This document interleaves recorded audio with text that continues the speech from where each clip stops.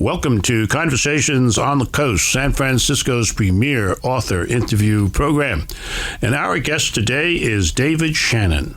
David Shannon is a multi-prize winning author, including a Caldecott honor. And beyond that, he's highly praised by the New York Times. To wit, David Shannon is among this country's most respected children's book illustrators in a field that has nearly as many award ceremonies each year as the television industry does. I didn't know they were that close. Shannon has taken home most of their prizes. I imagine his mantle looks a lot like Tiger Woods, and he deserves them. That's the New York Times talking about our guest, David Shannon. Welcome. Thank you. And I'm very pleased to see that you've worn your best radio sweater, a blue label winner, and I really appreciate that. It's a high-end sweatshirt, Jim. A high-end? I thought it was a sweater. Sweatshirt. That changes everything. Actually, the title of the book is Good Boy Fergus. And Fergus is a dog, a West Highland Terrier. That's right. And he lives in your abode. Mm-hmm. And he's a wonderful part of the family. He sure is. He's the son I always wanted. Now, we have a kind of a friendship. We've worked together before in my other incarnation as a media escort. And I don't know what year it is we started, but we did start when the book No David was first published, I believe. What year was that? That was probably 98. 98, yeah. And that was the one that got the Caldecott honor. Right. And, made a famous man out of you and wealthy and all that kind of thing. Is that... chased by librarians. Oh, chased by... Okay. Now, the thing about No David is that was just one book. Right. And now it's what your friends in TV would call a franchise. There is David Goes to School. There's David Gets into Trouble. And I can see that. David Goes to School, you'd follow him and, his school thing and so forth and so on. David Gets into Trouble, I don't know. What was that all about? Well, the David books are basically David getting in trouble, all three of them, in different... scenarios. The first one is just all the different ways that moms have said no for, the timeless ways, like don't play with your food and settle down, things like that. And for David Goes to School, I just took it to the next level of authority that a kid runs up against, which is the school teacher. But he at the end of that book did very well. He was assigned to clean the classroom. And he did a wonderful job. And in the first one, in No David, what you find out is that no really means I love you. Yeah. That it's easy to say yes. But for a parent to say no, that means they care, they worry about you. And, when they say no, they're in for an argument usually, too. So, well, I didn't really think of these three books as constituting a franchise. It's when I got my hands on, I think it's three other books called the Diaper David books that I felt I was in franchise land. Oh, David, Oops, and my favorite, David Smells. Yes, he does. Yeah.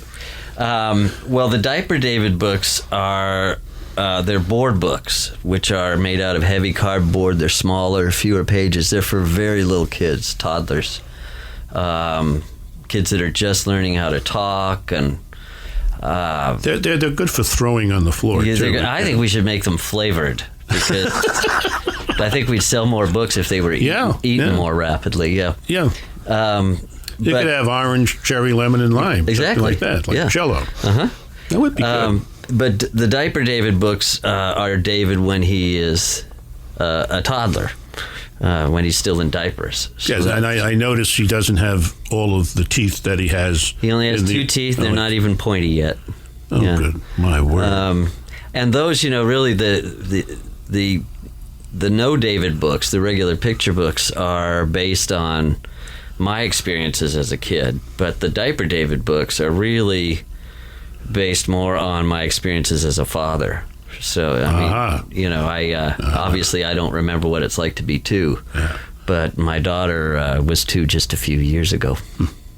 Well, I don't want our audience to think that you're a one-note guy here, because you've written a number of other books, and one of my favorites is Alice the Fairy, because I think in that book you get the experience of the little girl child very, very, very, very good, very well. Well, thank you. That's also based on my daughter Emma, who came up with the character. She was Alice in Wonderland for Halloween, and kept wearing her costume, and then came downstairs one day with wings on top of it and announced that she was now Alice the Fairy. Okay, we will talk about Good Boy Fergus, the book David Shannon was forced to write, when we come back. You're listening to Conversations on the Coast with Jim Foster. Follow us on Twitter at Jim Foster COC, or send an email to jimfostercoc@gmail.com. This is Conversations on the Coast. I'm Jim Foster, and the publisher of Good Boy Fergus is Scholastic, and it's one of their wonderful Blue Sky Press books. And the author, David Shannon, is with us, and he's going to answer a tough question now, because I have heard that you were actually forced to write this book, and it makes me shiver and shake to imagine that a children's book author is forced to write a book. Forced by my dog. Oh, forced by a dog. Yeah. Okay. Well, Fergus is. I put Fergus in all my books somewhere in the background, or sometimes he's hidden, sometimes he's just sitting there, and he's been hounding me forever to put him in his own starring role. So I see. That's and so you succumbed, wanting to have peace in the house. Yeah, but we actually have less peace now because he's so full of himself as the star of his own book that.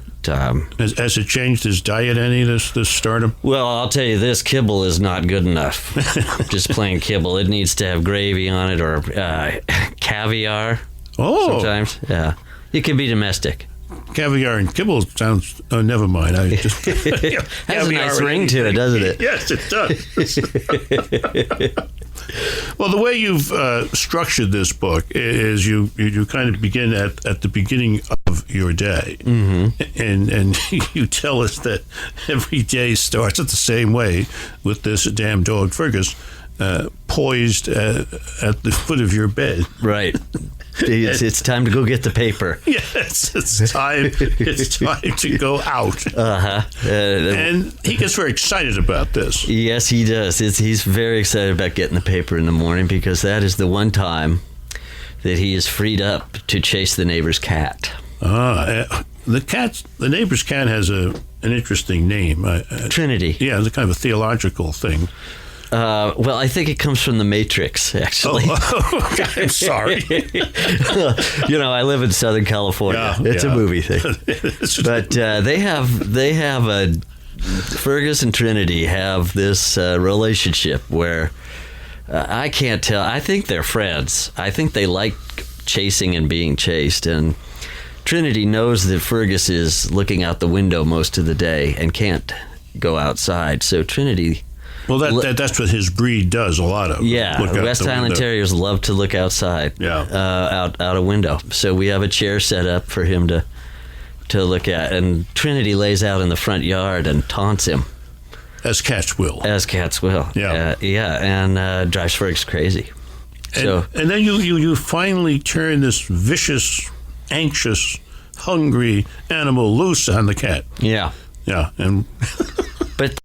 Into this they get into this stare down. They get nose to nose and get into like a staring contest, and it reaches this level of tension that becomes unbearable, and finally they as far as I know, they don't have a signal between them, but they all of a sudden the cat takes off and Fergus takes off at the same time. That's interesting. Well, kind of getting a morning exercise. A lot of kinetic energy. Yeah. Now, you do write books for children. Yes. And so there, should be some educational component even to a book about a dog like Fergus. And I noticed in the book that you kind of attempt that. the confrontation with Trinity is over. You've gotten the paper, and now it's time to come back in. And you have a wonderful 2-page spread. Fergus is sniffing around a tree, and the 2-page spread is full of ways to invite the dog in. Okay, Fergie, time to go in. Yeah, actually, Fergus is sniffing around a tree, ignoring me. While I try anything I can to get him to come out, cajoling, or I stamp my foot and call him by his full name, which is Fergus McLagan, and nothing really works until basically I just have to go pick him up. It's really wonderful the way you train him. Yeah. Or have him trained. That he listens to all of that, and then he gets picked up. Yeah, and at this point nowadays, he doesn't. I don't even try to call him in. I just walk over towards him.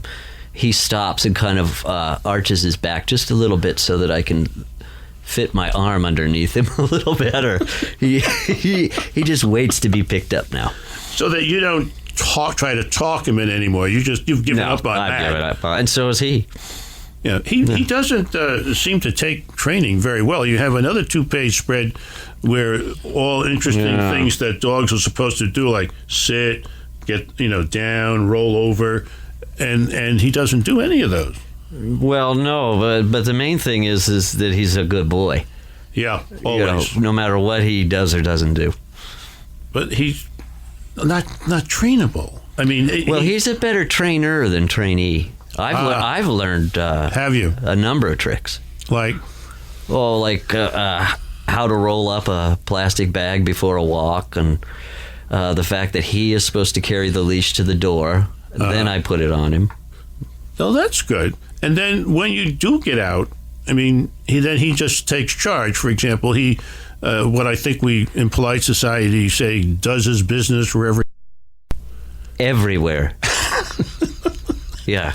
He's prolific. And he also will take his own sweet time. He's amazingly stubborn. He plants all 4 legs against the force of the leash. Well, as you know, Good Boy Fergus is just one of David Shannon's books.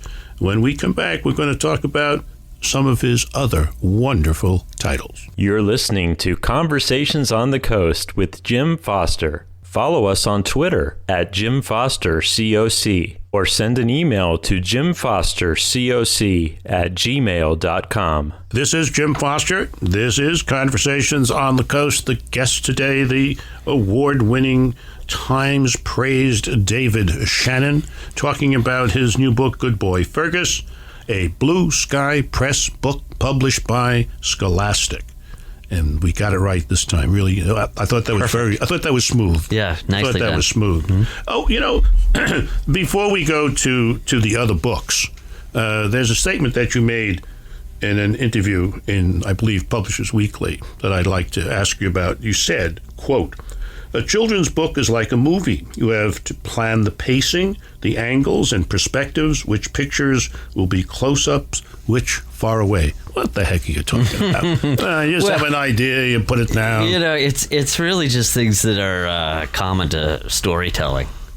And as an author, I'm telling one part of a story. As an illustrator, I'm telling another part of the story. Oh, I see. And hopefully they're overlapping but different parts of the story. You put them all together and you get the whole thing. But as an illustrator, I'm thinking of how to show emotion with body language or facial expressions, and then how to convey things through color and lighting. And obviously it's a lot more simple than a movie. For one thing, I only have myself to deal with. Well, yes and no. The other thing I would guess you have to deal with is the possible perception of the young reader. Mm-hmm. And how is he or she going to, I guess, see it, experiencing it. Right. And well, you try to look at it objectively so that people don't misunderstand. You can see areas that might be misunderstood. And also something I've learned as I've gone is that children's books should be designed to be read out loud. And so luckily I have this test group of one at my house who happens to be 7 years old. And her name is Emma. Mm-hmm. My favorite name being my mother's. Okay. But is she paid for this? She's actually named after your mother, Jim. Thank you for that.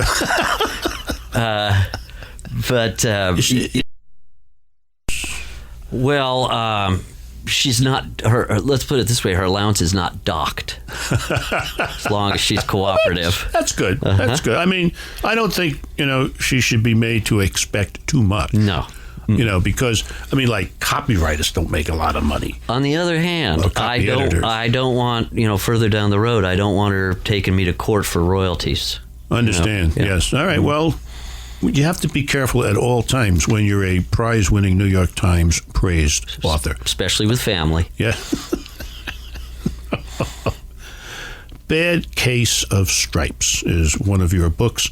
And it's highly imaginative. A child, a girl, comes down with a case of stripes, multicolored stripes, and then she goes into all other kinds of colors, including the American flag, and it gets worse and worse and worse. And there's a cure out there, and I believe that nowhere in American children's literature is the cure that you suggest for the girl with the stripes. Would you share that cure with our audience? Lima beans. Lima beans are the cure. They're the cure. They may not be the cure for everyone. But I thought the book was to be endorsed by the Lima Bean Institute of America. Try to work a little endorsement deal, a little product placement. I think that's a good idea. Yeah. They do that in the movies. Well, I know they do. Well, why can't we do it in children's books? Should I have a little green giant in the background? Well, the reason that Lima beans cure her stripes is because the reason she breaks out in stripes is because she's worried about what people think of her. Yes. And including the fact that she loves lima beans but won't eat them in front of anyone because she's afraid of ridicule. So when she finally admits that she likes lima beans and eats some in front of a whole bunch of people, then one of your characters that fears ridicule not at all, very proud and forward-looking character, is Duck on a Bike. Mm-hmm. Duck on a bike. The duck finds the bike, and the duck gets on the bike, and off the duck goes. In the face of ridicule. The face of ridicule. The rest of the barnyard animals, or at least some of the barnyard animals, think he's nuts. Yes. Dog thinks it's a pretty cool idea. The dog probably thought it's something it could chase. Well, Fergus does that with motorcycles. Right. And and the interesting part about that book is that through his doing this, everybody comes together at the end. I thought that was, I like that ending. Well, I have a good time with that ending too. They all the animals of the barnyard have a different reaction to Duck riding a bike. Some think it's neat, others think it's dumb, others think it's a waste of time. But in the end, when a bunch of kids ride down the street and leave their bikes there, it turns out that secretly all the animals wanted to ride bikes, right? Well, we've been talking today to David Shannon, who's an expert on dogs, on ducks, on lima beans, and he's been talking about his new book, Good Boy Fergus, the West Highland Terrier, who's made it big in children's books. Thank you for coming by. Thank you. This has been Conversations on the Coast, and I'm Jim Foster. Follow us on Twitter at Jim Foster COC, or send an email to jimfostercoc@gmail.com.